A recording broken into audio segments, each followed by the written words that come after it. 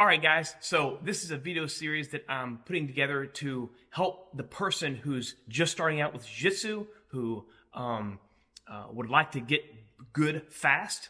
And there are things that I wish that I had known starting out, and things that will help you hopefully along your path and enable you to have quick wins faster and transformations quicker.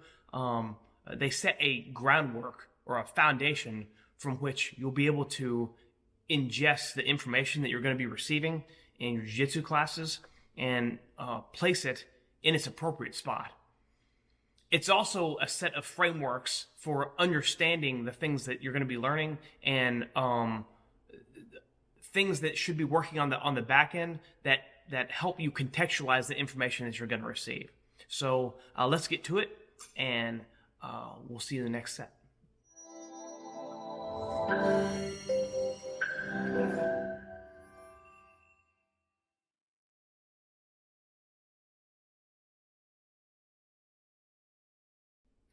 The way we organize information is super important, and there's an order to which I should be placing my attention to help me understand how to file the techniques I'm learning and order them in my brain. And there's so many techniques in jiu-jitsu, to try to memorize them all is not what we want to be doing. We don't want to be thinking, we want to be feeling in our body and being able to go with the flow.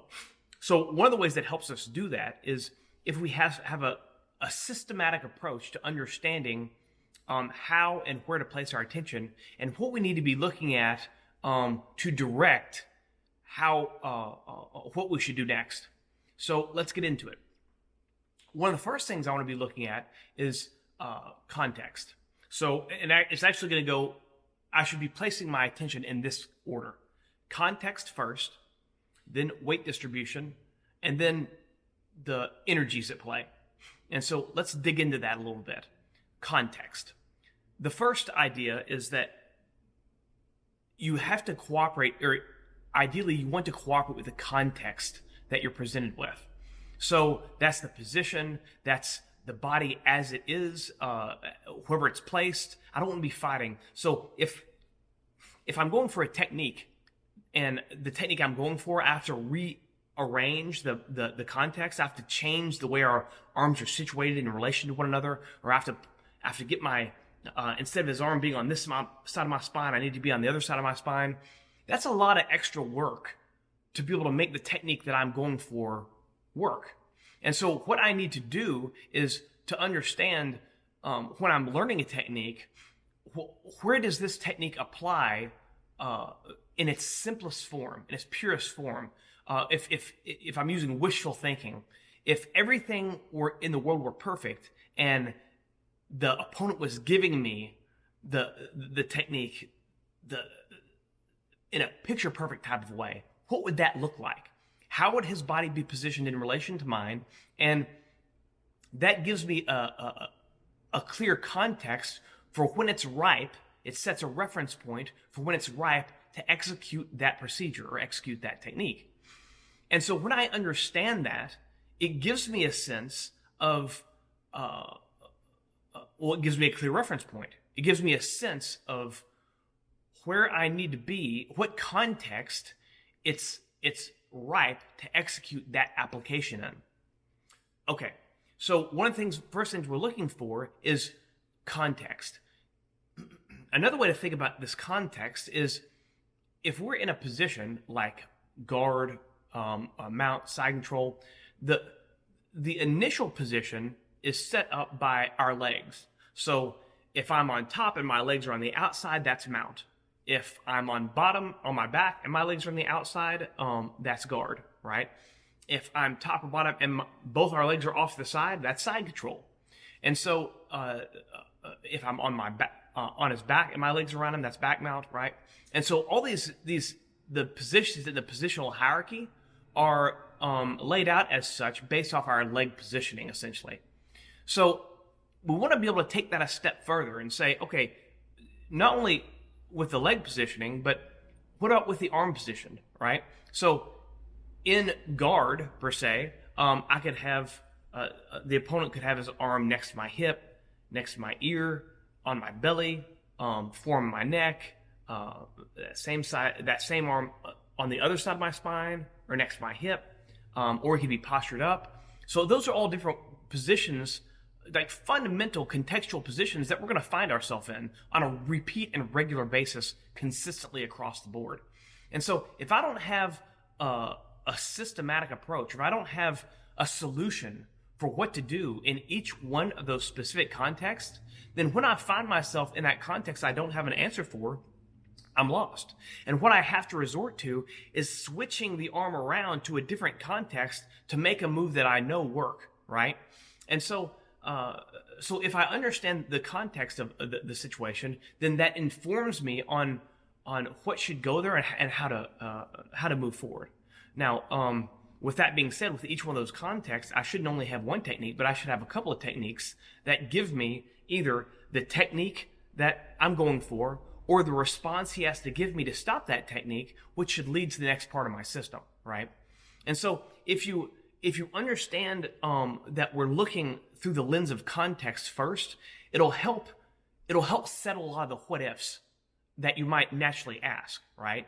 Well, what if his arm's here and I start going with the technique, but then he does this? Well, now you've shifted the context, right? And so it's likely just by shifting the context a little bit, you're going to shift the goals that are available to you and that are most proximal to your execution. And so it's important that I understand the context I'm working in and which techniques apply that context. And on the flip side, when I'm learning a technique, to understand very well which contexts are most appropriate to apply that technique in, so I know where to place it in the grand scheme of things. And that's going to simplify my game a lot. Okay, so context is kind of that first great filter, right? Now, the second thing we want to be looking at is weight distribution. Basically, the idea here is I don't want to be fighting physics, right? That's a losing battle. And so whenever I'm looking at what's the right time to do the technique, I want to be aware of the weight distribution. So you can think of the weight distribution as at any given moment, if you just kind of shut your eyes and put your attention in your body, you can feel the places where your weight's distributed. And if you put that attention, you could assign a percentage to each kind of point. And by doing that, you start to get a sense of maybe right now I'm sitting, my feet are on the ground, my bottom's in the stool. And so there's probably 80% of my weight, maybe more, in my bottom right now. And way less than that, maybe 10% or less, and maybe 5% in each foot, right? And so understanding that helps me understand what's pinned by my weight and what's more mobile. My hands aren't load bearing; they're not carrying any weight, so I can move them around as I'm talking to you now. But to move my bottom around or my tailbone is going to be very difficult because it's all my weight's resting on my tailbone. And so when I understand that, I start to understand what's pinned by my weight or by the opponent's weight or whatnot, and then what's free and mobile. And that gives you a huge freedom because it helps you predict movement. It helps you see clearly where your opportunities lie and what could be around the corner and what's not able to move, what's statue or static at the current moment. So by watching the weight distribution and paying attention to your weight distribution and the opponent's weight distribution, and oh, by the way, you want to make sure that you understand your own weight distribution and you're able to assess that accurately and reliably first, because then you'll be able to see it more clearly in the opponent. But once you can do that, then you can start to cooperate with those terms. Because for any, for an attack or for a technique to take place, there's a shifting of weight that has to transpire. And it goes back and forth and back and forth. And as that shifting back and forth happens, the weight has to shift in a predictable pattern, right? And once you understand those patterns, then you can watch and see the weight distribution shift and use those to know when it's a ripe opportunity to go for this or that based off what can or can't happen because of the way the weight has been distributed. So paying attention to these things is going to help you utilize the techniques and know when it's ripe for which technique. A little side note on that: if it's heavy, it's pinned. If there's no weight on it, it's mobile. And if pressure and weight are basically the same thing, right? If I put any pressure on something, the same thing as putting weight on it. And so if there's any amount of weight or pressure on something, then it's pinned to that degree. And there's going to have to be a shift that takes place to allow that connection point to have a freedom of range of motion. And so whenever you understand that, then your movement becomes so much more efficient and effective, and your timing, your precision will be enlightened, right? Enlightened by this fact of physics, and it'll help you understand not only off the context, but now off the weight distribution, how you can look at those two to determine what's the right time to make your move. Now, this doesn't come easy, right? It doesn't happen overnight. It's a skill that has to be worked and developed and built.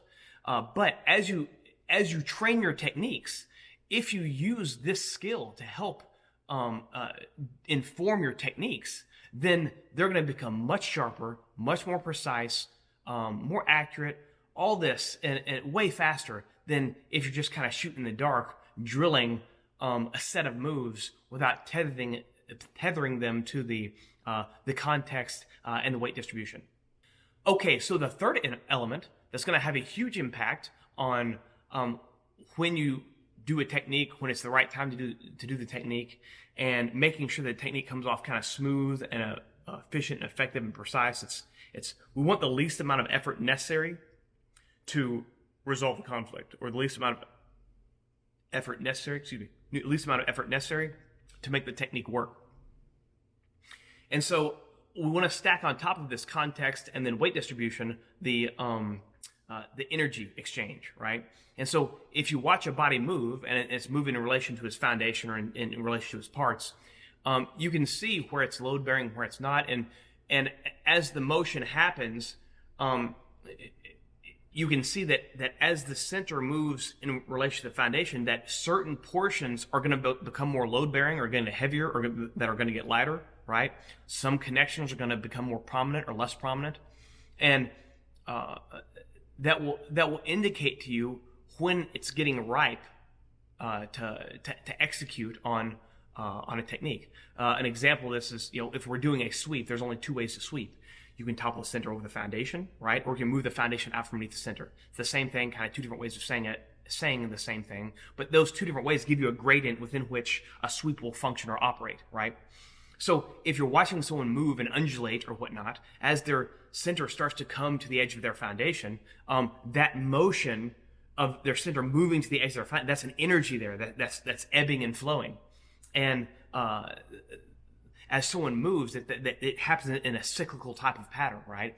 And if you want to go at the right phase of the cycle, right, that they're in. And so that energy, the energy expenditure will help inform you of what phase of the cycle of movement they're in. So kind of an example of this would be if a farmer, there's to give an idea about the phase and of a cycle. If you think of it in terms of like crops and the phases of the year, if a farmer plants the crop in the wrong season, he has a poor yield, right?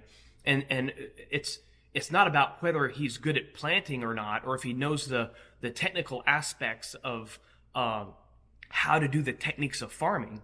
It's a matter of is he going at the right time? Is he going with the flow, with the energy? Is he cooperating with with the phase of the cycle, with the energies at play, with the weight distribution? Is he cooperating with these things so that whenever he plants, it's in the right phase, the plant does the work, and then he has a good yield. And so it's the same way. If you try to hit a sweep when they're coming from a state of imbalance into a state of balance or centeredness, then your sweeps are going to be ineffective, right? And so, but if you're hitting the sweep and you're amplifying whenever his center is moving from a state of balance to a state of off balance, then you're going to nail those sweeps, right?